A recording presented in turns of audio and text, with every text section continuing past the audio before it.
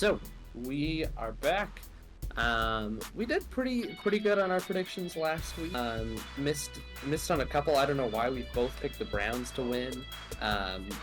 I lost one to the Titans, but at least I had courage.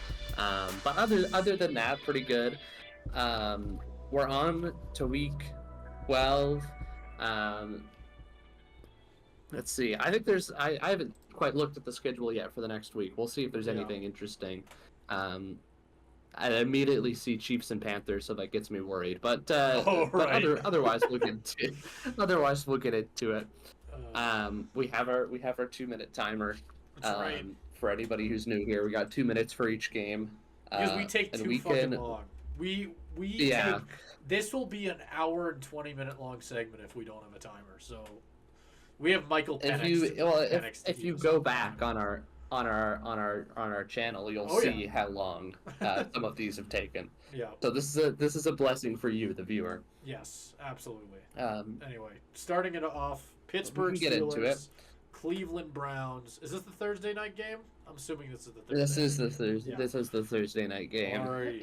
And this kind of kicks off a stretch of ones that are, again, a little bit less interesting than some of their other counterparts.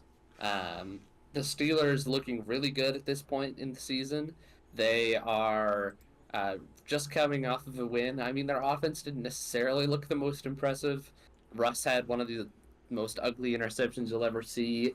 Did a great job scrambling out of the pressure, and I'm like, oh, it's vintage Russ again. The Seahawks days are back, and then immediately throws just the most awful pick right into the arms of a Ravens defender. But other than that, their defense was able to suffocate Lamar, and their offense did enough and was able to have enough drives into field goal range to beat one of the better teams in the AFC. They won't have to beat one of the better teams in the AFC when they play the Browns. Division rivalry, I mean, anything can happen, but I don't think this one will be close. The Jameis Winston offense looked great when it had its first game against the Ravens, but that's almost like a pseudo intern coach bump by just getting Deshaun Watson off your team. The vibes improve, but they've proven to us again and again that team really isn't any good, and losing to the Saints is kind of a new rock bottom. 2-8. Yeah, it's going to be 2-9 after going to Pittsburgh, or I guess having Pittsburgh visit Cleveland. Yeah, and you know what's funny? Before the season, I probably would have had this one on a list of games that I would have thought would be a little bit closer. Now that we're a good bit into the season now, over half, and I mean, there is one team here that's a lot better than the other, and it's definitely the Pittsburgh Steelers, no doubt about that. I think it'd be a pretty big upset if the Browns won this one. I don't see a lot to really make me feel like it's gonna happen. I think the Steelers are definitely the safe pick. But you never know what can happen. No. I think I remember from one of our the video where we talked about the primetime games, you were talking about this one as one of the ones you'd least like to watch. So you're pretty spot on that one. Yeah. Props to you. We can move on to a game that's significantly more enthralling. Just kidding. So we've got two teams here. We've got one team, I believe, coming off a bye on a winning streak, and then another team on a losing skid. Now, this is the NFL. Momentum does weird things. So, you'd expect the Carolina Panthers to be heavily favored. However, I don't have that much faith in them. No, but in all seriousness, this one isn't going to be close, even though it's in Carolina. This is probably, I don't know if I'd call the Chiefs the best team in the league at this point. I think that honor goes to the Lions, but even with the loss to the Bills, still definitely top 5, top 3, going against, well, maybe not the worst team in the league anymore. Definitely bottom 5, probably bottom 3 team in the league. This one isn't going to be close. Kansas City all day. This isn't a conversation. This isn't. I won't even waste your time as the viewer to explain to you why the Kansas City Chiefs will beat the Carolina Panthers, because I don't think you're stupid. So I'm just gonna take the Chiefs and we can move on. You know what I would like to see though, because like you look at this matchup and you think like, oh, this is an astronomical blowout. Yeah. That's not what the Chiefs do. Like this game, like the Chiefs are obviously going to win, but it'll still be like 27-10. It's not going to be anything exciting. Oh sure. If you get the Lions to play the Panthers, it's going to be like an 100-0 thrashing, and I'm Bryce guessing they Young is don't play crying this on the year. sideline. Probably not. Yeah. Probably not. If they do, honestly, mark that on your calendar. Yeah, maybe. That's like a point in viewing. Oh, that'd be Um, that'd be brutal. Yeah, just ask the Jags. Anyways, Vikings Bears. This one is more interesting. Definitely the most interesting of the three we've covered so far. The Vikings, I don't know. It looks concerning to me. Like definitely more concerning than it would have been at any other point in the season. I mean, they had their hot start. They had their undefeated streak as one of the last undefeated teams left. But from there, things have kind of not looked as good. Donald's looked a little bit shakier. Obviously beat the Titans, and it's not like that game was ever really in doubt, but they got the benefit of some iffy calls, especially the one near the goal line where there's an unnecessary roughness call and the Titans player on 4th and goal that really wasn't anything, but it gives the Vikings a free touchdown when it should have been a turnover. Not to say that the Vikings wouldn't have otherwise won that game, because I think they would have, but keeping it close against the Titans is a big concern for me. The Bears, even though they lost, I think looked a lot better. Thomas Brown is the new OC. That offense had a little bit more life. They probably would have and should have beaten the Packers if not for a blocked field goal. They looked a lot better. I'm actually going to go with Chicago here at home in a little bit of a surprise. I think getting rid of Shane Waldron was the right move for Chicago, and I think Minnesota is kind of trending downwards at this point. Yeah, but even for a trending downwards team, they're still 8-2. They are still a very good football team. Yeah. I'm definitely going to go on the other side of this one. If you're going to take an upset here, I'm going to go with the safe pick. I think the Vikings, I don't know. I've still liked what they've showed us this year. Even if they are starting to fall off a wee bit, I still think they can pull off a win against the Bears. I don't think 1 or 2 good games is enough to really convince me that the Bears are anything more than what we were seeing even earlier in the year. I'm going to take the Vikings. Yeah, and just the one last point, I don't even know if this is necessarily an optimism about the Bears, as it is just like a little bit of more so fear about the Vikings to just quickly read off their last few games. Barely beating the Titans, barely beating the Jaguars, a 1-score game against the Colts, and then 2 losses before that. So after they've come off their bye week, things have been looking a little bit more rough. So. We can move on though to the Lions and Colts. Lions obviously coming off of a humiliating. Well, they did the humiliating to the Jaguars. See, that's what's great about the Lions is that they don't let off the gas ever. And they don't care. I saw them. I mean, Red Zone didn't cut that game very much, for obvious reasons. But they tune in, and it's like the Lions are going for it on 4th down, and you look at the score, and it's like 42-7, and it's like, why are you going for it on 4th down? It's 42-7. They don't care. They're biting their kneecaps off. They're ripping out the souls of the other teams. I don't see anybody who can beat the Lions at this point. If they're not your Super Bowl pick, I think that's an upset right now. Like, I think they're the clear favorites. And the Colts, even though Anthony Richardson was back in and looked better, it's not gonna be a contest with how well the Lions are playing right now.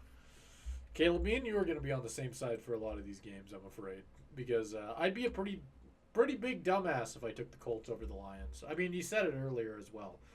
With the Chiefs now no longer undefeated, it's pretty much a foregone conclusion that the Lions are the best team in the NFL, and I don't think they're going to get dethroned here by the Colts. I just don't think it's going to happen.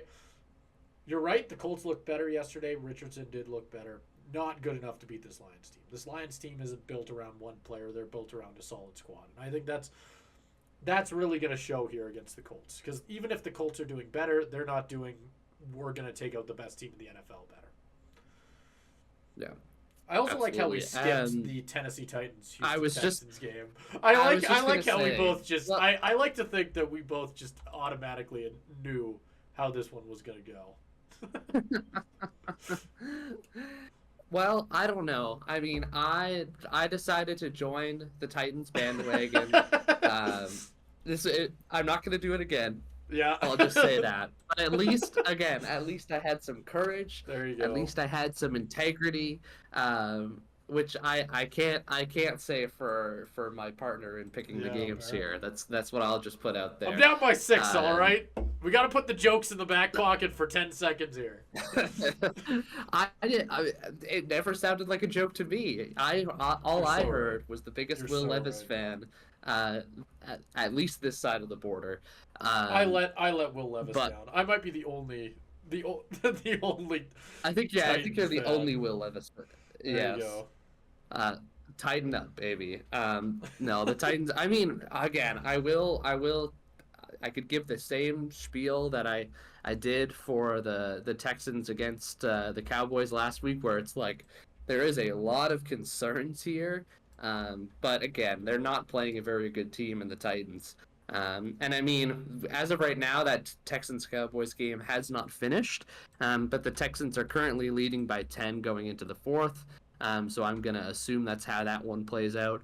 Similar situation here. Again, they're playing closer to the Cowboys than they should, and they have not necessarily had a very good game, but they don't necessarily need to have their best against the Titans. I'm going to start picking against Houston when they play better teams, but the Titans are not a better team.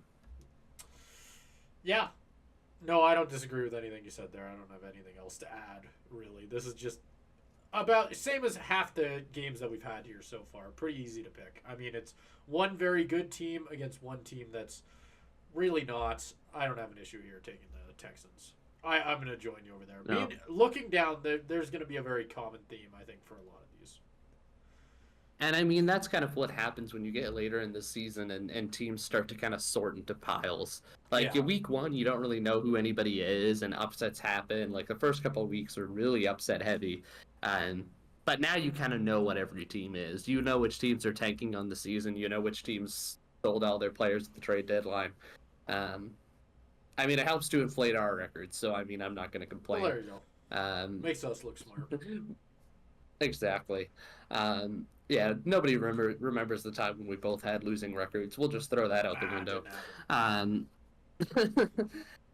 Anyways, we can move on to Patriots at Dolphins. Now, I've been biding my time to pick a Patriots upset pick at some point here. I'm not going to do it here. Here. It was close. It was close last week. But I think the rest of this team is clearly not a very good team. There's issues on both sides of the ball. But Drake May looks really good. And that is a sign for optimism for Patriots fans. No matter what happens with the rest of the season, I think you kind of went in knowing it wasn't going to be the best season ever. But the quarterback looks good. But on the other side, speaking of the quarterback looking good, this Dolphins team, now that Tua is back, has just been completely revitalized. It's just like a completely different operation when he's under center. And you've seen that in how they've played. They took care of business against the Raiders like they should have. They beat a Rams team that is, I think it's kind of hard to pin down what they are, but they're not bad. And the Patriots, again, are not a very good roster other than their promising quarterback. I think Miami takes care of this one. Yeah. You know what's funny? I'm feeling the same way as you, where it's like I kind of want to take the Pats here because I don't necessarily feel like the Dolphins are that much better. I mean, with Tua, I guess they probably are. You're probably right. I'll join you on this one. I'm not willing to take an L on my thing here because I decided to stand up for the 3-8 Patriots. That doesn't necessarily feel like a good stand to take. So I will go over with the Dolphins here. They definitely are the favorite here. They should win it. I mean, they're also at home. That's definitely going to play a factor. Yeah, it helps. It certainly does. I'll go over there. Why not?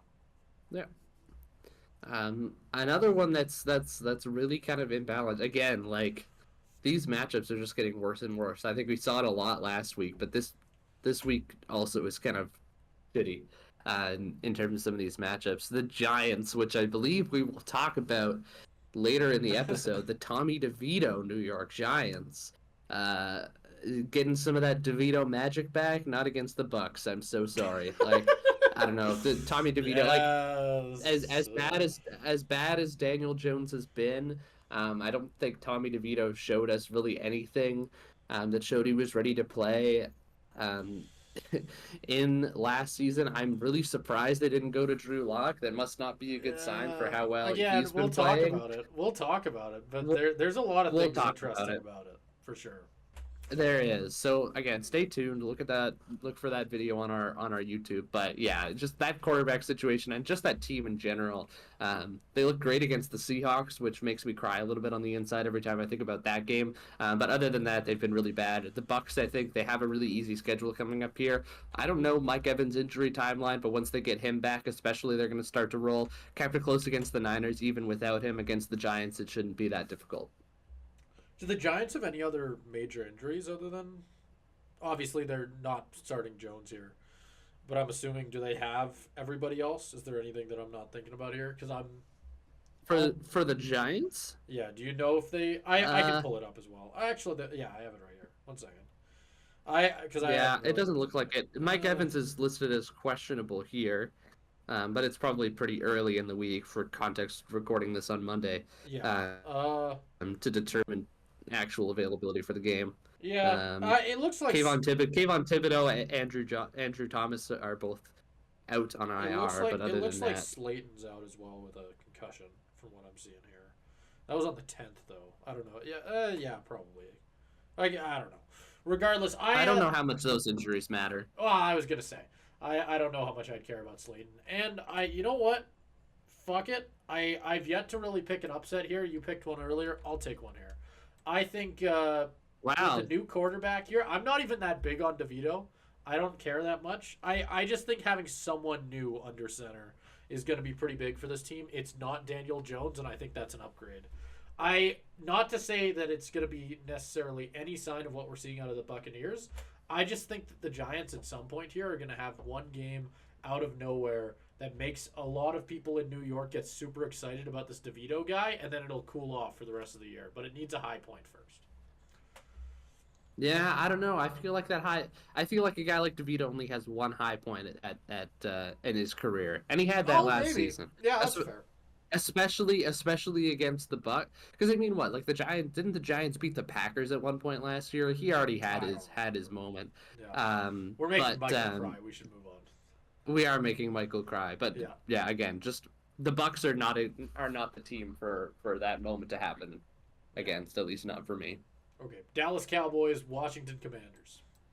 Who do you got? Yes, Washington. I mean, if you're a Commanders fan, and you know anything about Cliff Kingsbury, you might be starting to get worried, because if you watched any of those seasons that he had with the Cardinals, this was kind of the pattern where it looks really great in the start of the year. That one year the Cardinals went like 7-0 and then just crumbled down the stretch, and I believe either missed the playoffs or got ousted in the first round. Don't remember exactly what happened, but it's a little concerning that your team is kind of faltering at this point.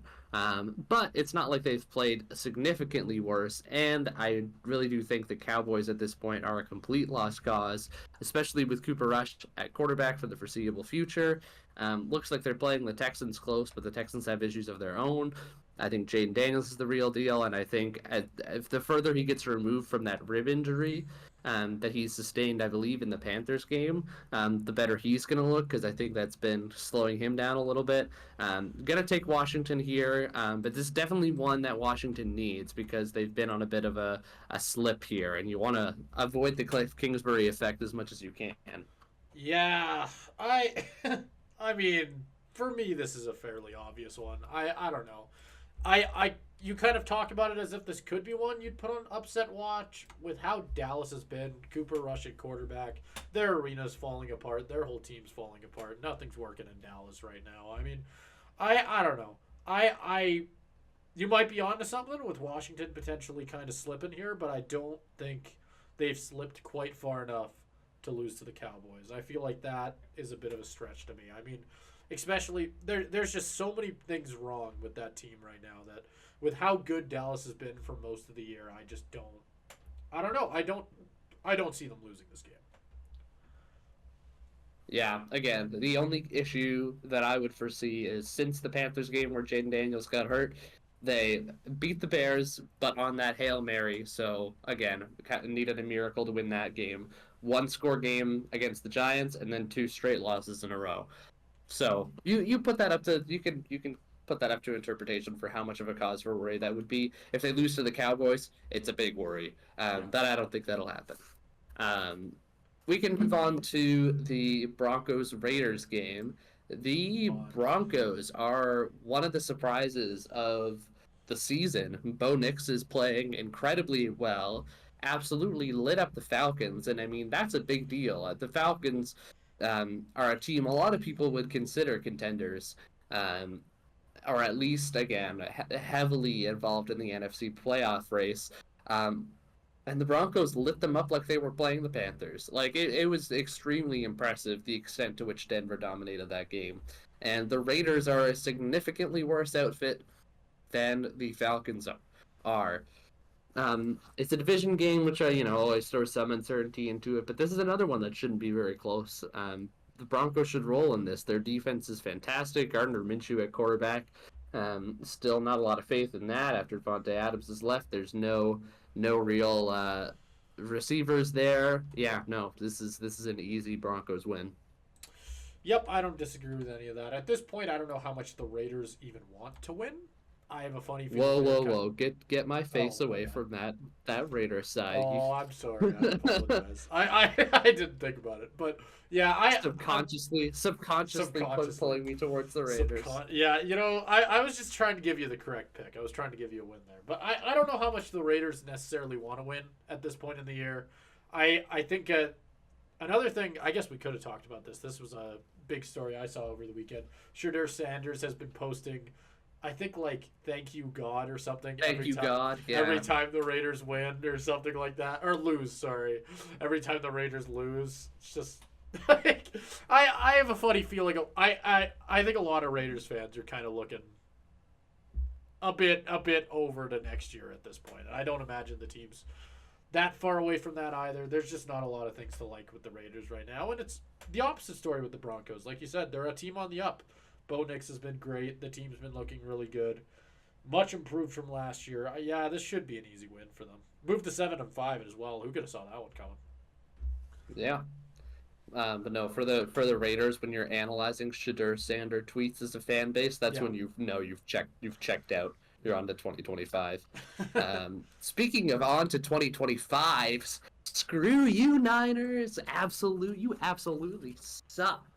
5-5 Super Bowl contenders, my ass. Go and suck in the basement for like 60 years when you have to pay dumbass Purdy his $60 million contract. Sorry. Nick Bosa is probably out, hopefully for a while with that hip injury. Again, I'm not going to wish for injuries for like any player ever. Nick Bosa might be my one exception, other than Deshaun Watson, because screw that guy.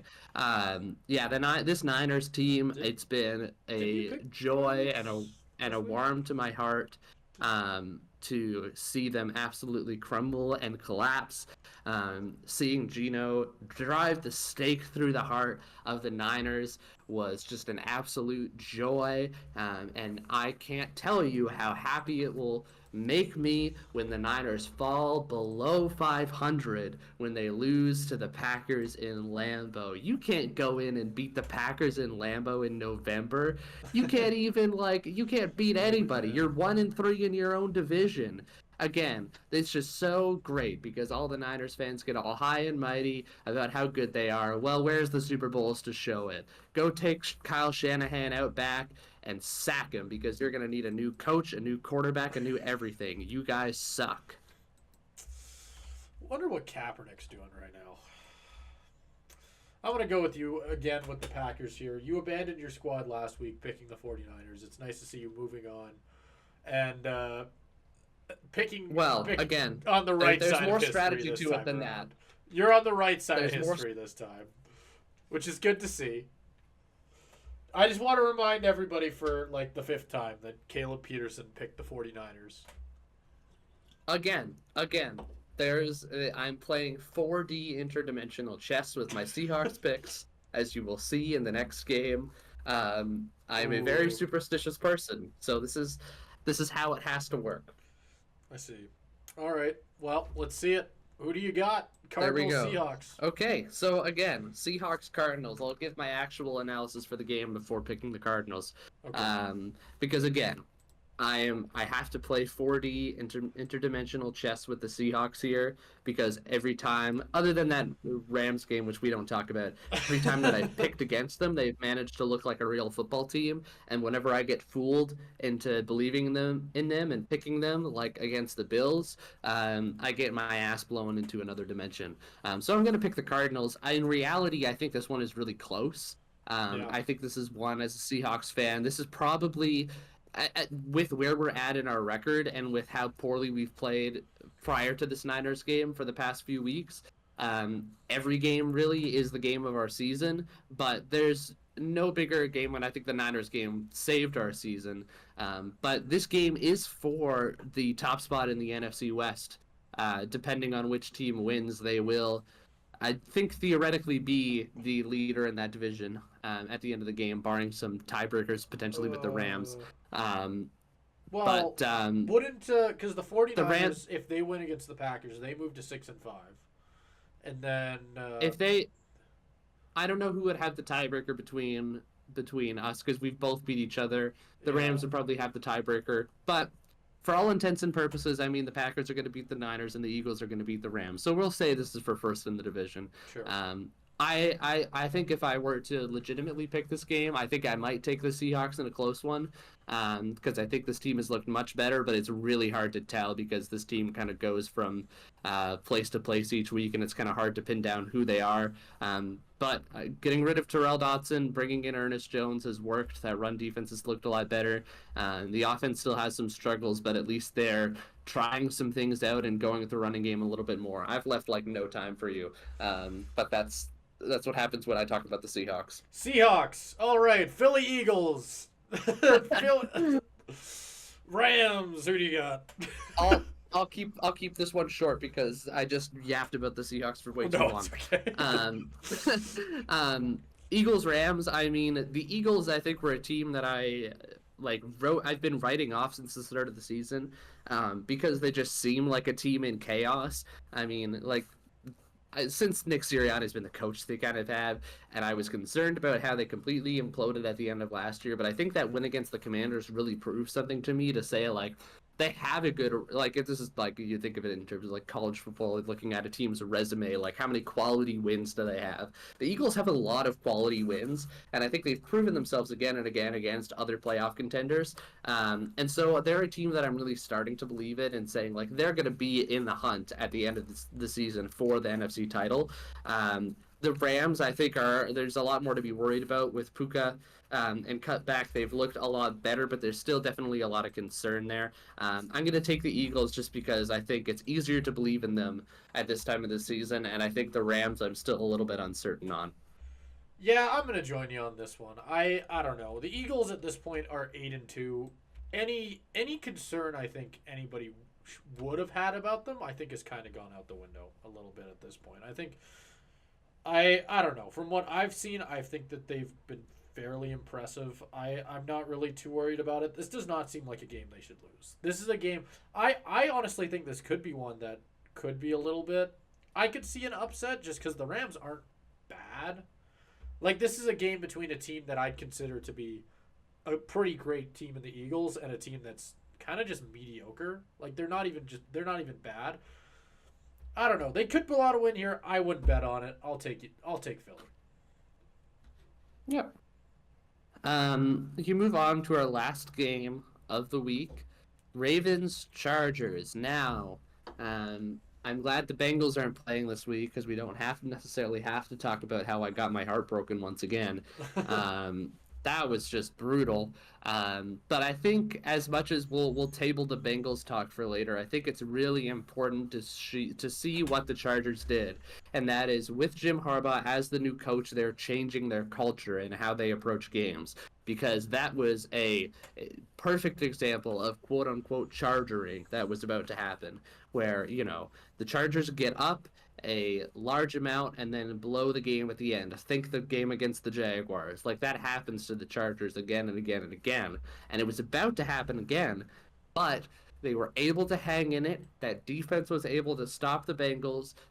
Their offense lit up on that last drive of the game. Lad McConkey came up huge. That is so impressive. The Ravens, on the other hand, they've been up and down. They've been a hard team to predict. I think they're still very good. I think they should and probably will be favored in this game.